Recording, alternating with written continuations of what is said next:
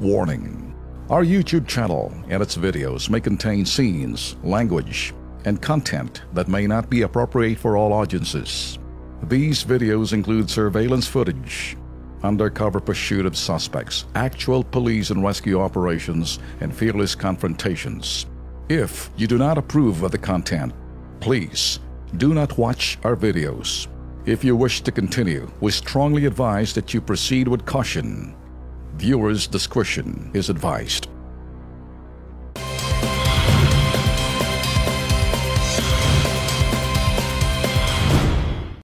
Suko na ako! Awa nyo na! Panago ito ng isang stranded OFW sa Saudi Arabia. Tanging hiling, makauwi sa bansa. Karanasan ng OFW, alamin sa Kilos Pronto! Ito naman, Bitag Lex, kaawa-awa po ang sitwasyon ng isang kababayan nating OFW sa Saudi Arabia. Ipinost niya po ang kanyang video sa social media na siya ay umiiyak at humihingi ng tulong. Kawawa.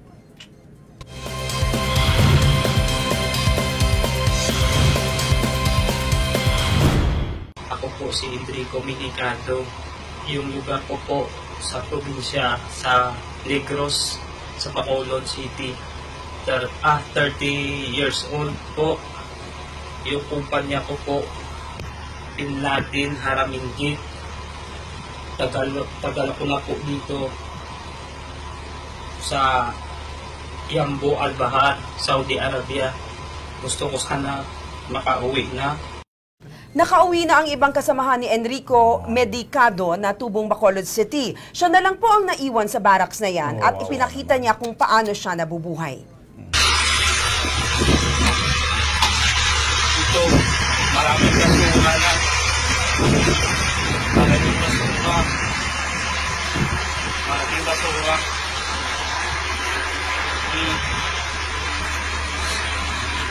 Itong inipon kong scrap. Itong inipon kong scrap para may pambili ako sa sunod na araw ng bigas ko.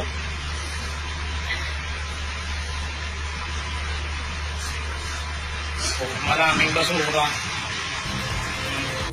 Kahabag-habag po talaga. Wala na po siyang pag-asang makauwi at nananawagan na sana ay atin pong masaklolohan. Sana ito yung video na ito na nirecord ko. Sana makita ng lahat para matulungan po ako na makauwi. Sige na po. Hanggang dito na lang. Kung may makadinig man sana, papasalamat ako sa inyo. Nasa linya na po si Enrico Melicado, OFW po sa Saudi Arabia. Enrico, nasa Kilos Pronto ka. Kasama mo ako, si Nika Cleofe Alihar, kasama si Bitag Ben Tulfo at si Alex Santos. Magandang gabi sa'yo. Magandang gabi po, ma'am. Anong oras na dyan? Tingnan ko lang po. Sige, okay lang. Enrico, narinig na namin yung iyong salaysay at talagang naaawa kami sa sitwasyon mo dyan. Ano ang gusto mong tulong mula sa Kilos Pronto? Gusto ko lang po sana, ma'am, makauwi, ma'am. Yun lang po, yung ano ko po, kaya na-miss ko na yung pamilya ko po. Malapit na po, maging 3 taon po. Okay.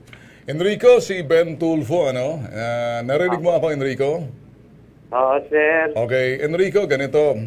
Pagkatapos mismo ng pag-uusap natin ngayon kasama din sa Kilos Pronto, gagawa ho kami ng paraan. Alam ko bukas Sabado, pero tatawagan namin yung mga contact namin sa POEA at para ikay mahanap at by Monday siguro at kami tinatawagan namin yung aming telepono rito medyo may kunting problema lang, ano?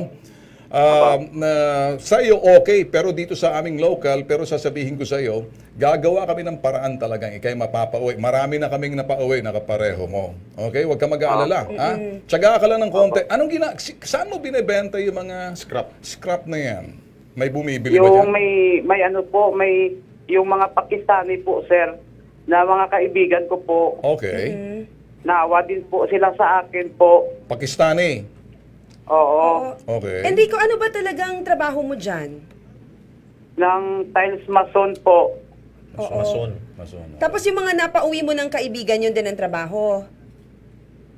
Yung iba ganon, yung iba hindi. O, paano sila Sa iba nakabalik? po kaming ano. Paano sila nakabalik Ano? dito sa Pilipinas tapos ikaw naiwan ka dyan? Nakabalik ng Pilipinas po, ma'am, kasi po yung ano po nila, yung papilis po nila, Okay. inaasikaso kaagad po ng kumpanya namin. Okay, Enrico, kumusta naman yung passport mo? Hawak mo ba? Wala po, No. sir. Andun po sa Okay. kumpanya na... Alright, sige Enrico, sandali lang ano. Okay, relax ka lang Opo. dyan. Nasa linya natin ngayon. Sige. Okay, nasa linya natin ngayon si Josefino Torres, Deputy Administrator ng OWA. Sir, magandang gabi ho. Live ho tayo sa UNTV at kasama ko si Alex Santos, ganun din si Nika Alehar. Kumusta ho kayo, sir? Hello? The Deputy Torres, good evening ho. Good evening po. Live ho tayo sa UNTV, si Ben Tulfo ho to, kasama ko si Nika Alahar, ganun din ho si Alex Santos. Sir, meron ho tayong kababayan na humihingi ng saklolo, kilos pronto ho kaming lalapit sa inyo. Alam ko ngayon, Biyernes, nakikinig ho siya sa kabilang linya. Siya ho'y, kumbaga, ito'y namamasuran na lang, scrap. Tapos binibenta niya sa mga Pakistaning naaawa sa kanya. Gusto niya hong umuwi, kaya lang wala ho siyang papel at passport. Ano hong inyong magagawa ho rito, Deputy Director, Administrator? Siyempre po, kailangan pong magkaroon siya ng clearance doon sa sa ating sa Saudi po ba? Okay, sir. Opo, Ipinost, lahat po ng- sir, ipinost niyo ho sa video at kayo kausap ho namin kanina to, nagbigay ho siya ng video para ho tulong talaga. Siya ho mismo ang kumontak ho sa amin sa Kilos Pronto. Sir, alam ko naman yung process, para sa akin, pag-usapan ho natin yung timeline, alam ko may sinusunod kayong proseso. Ano hong inyong magagawa, kasi siya ho'y nakikinig ngayon sa kabilang linya, ano hong inyong mensahe dito ho sa lumapit ho sa amin, si Josefino, si Enrico ho na kasalukuyan nandoon? Pupuntahin po natin yung ating welfare officer sa kanya para talagang personal na tulungan siya Okay. doon sa ano. Sir! At, ano po? Sir, baka pwede ho sigurong, nandiyan pa ba si Enrico sa kabilang linya? Sir, nasa kabilang linya ho, naririnig ho kayo ni Enrico. Eto ho, bigyan niyo ho ng instructions kasi mas maganda hong nakikita niya na may ginawa ho tayo, straight from the horse's mouth, kayo ho sa OWA, magbigay na ho kayo ng instruction ho sa kanya para naman ho, ito ho'y marinig ho ni Enrico. Ano ho masasabi niyo? Kakausapin ko na po. Sabihin niyo na ho, sa ere ho, mensahe na lang ho na inyong magagawa Kilos Pronto para doon kay Enrico ho. Nakikinig ho siya ngayon sa atin. Enrico? Opo. Saan kang lugar sa Saudi Arabia? Nandito po ako po sa Yambo, Al-Bahar, Araswatani, National Guard po. Anong malapit diyan?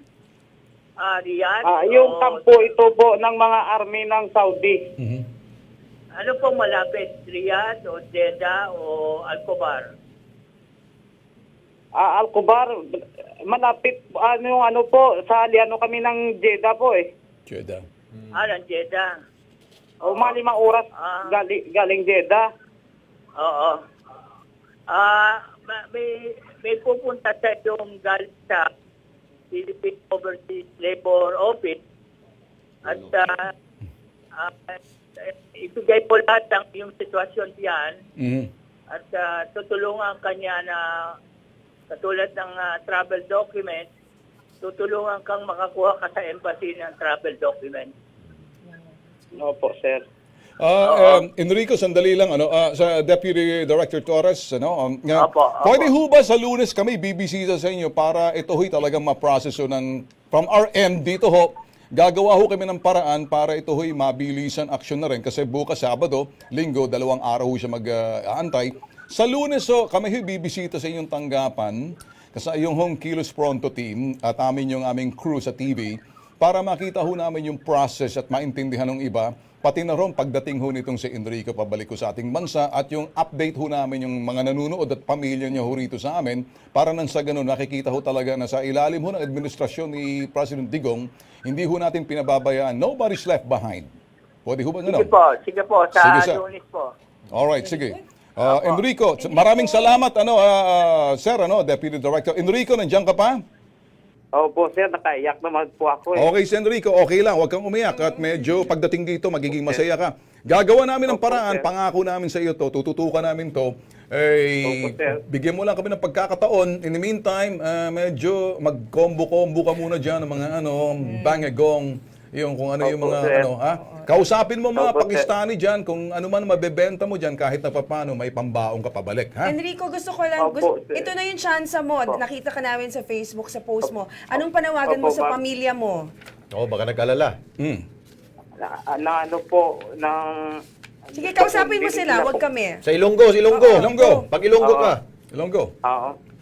Gusto ko na sila makita at saka yung mga tao dyan po sa amin na nag-alala po. Okay.